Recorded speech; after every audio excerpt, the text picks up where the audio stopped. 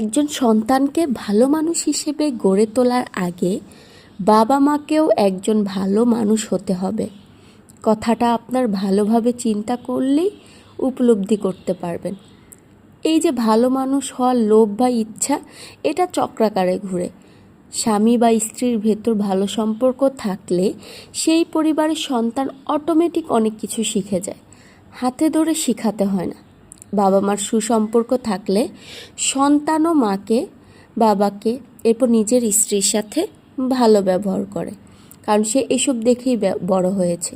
তাই সন্তানকে ভালো মানুষ হওয়ার চাপ আগে না দিয়ে নিজেকে একজন ভালো বাবা, মা, স্বামী বা স্ত্রী রূপে সাজিয়ে নিন। আর এইটা এক হাতে তালি বাজানোর মতো, বাবা মা দুইজনকে একসাথে এগিয়ে আসতে হবে, একজন চাইলে হবে না।